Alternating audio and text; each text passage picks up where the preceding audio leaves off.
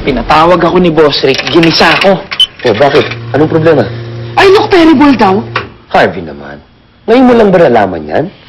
Oo eh. Kasi wala kami salamin sa bahay. Pero seryoso, alam mo, feeling ko kailangan ko magpa-makeover. Gusto ko i-break yung winning personality ko. Harvey, I cannot help you with that one. Only God can make miracles. Eh, Pabili coffee. Pipay, tingin mo, kailangan ko bang magpa-makeover?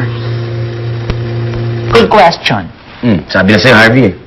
Pero seriously, konti rin naman ang kailangan mong baguhin. Pag naayos mo yon, mukhang okay ka na. Talaga? Ano bang dapat kong baguhin? Yung mukha mo.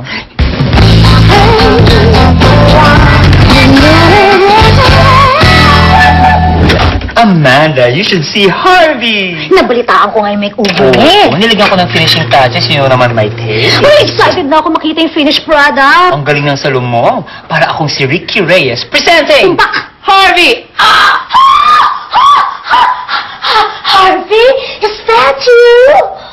Yes, that's me, Amanda, but a little sophisticated. Sino pa salamatan mo? Thanks, Pipay. You're welcome. Okay, rampa. For his top, I chose a complicated pattern, which is also in contrast with a complicated scarf na pink and fuchsia combination that brings out the color of his eyes. Ay, yung pang ibaba.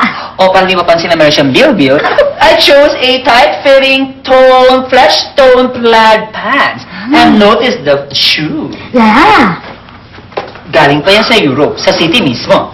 Ang galing. Ang ganda! Parang gusto ko na magpa-makeover. Pagod ako ngayon, pinagod niya ako. Bukas ka na lang. Eh, teka lang muna. Yung shades niya parang pamilyar sa akin. Parang nakita Yung ko shades na. niya, huwag mo pansinin. Okay na Sige, yan, bagay na sige. yan. Perfect, perfect. How do you look, Amanda? Impressive. Impressive lang? Presentable. Presentable lang? Handsome. I think that's too much, Amanda. O, bawiin mo yung hands up. Huwag nga ako happy na ako ba? Nakita ka na ba ni Boss Rick? Oo. Well, not yet. Pero I think matutuwa na siya sa bago kong look. Naman. Except, presentable ako. Impressive. Handsome, Impressive. Oo.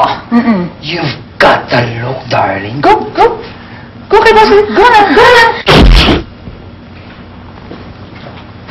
Well, it's the new Harvey.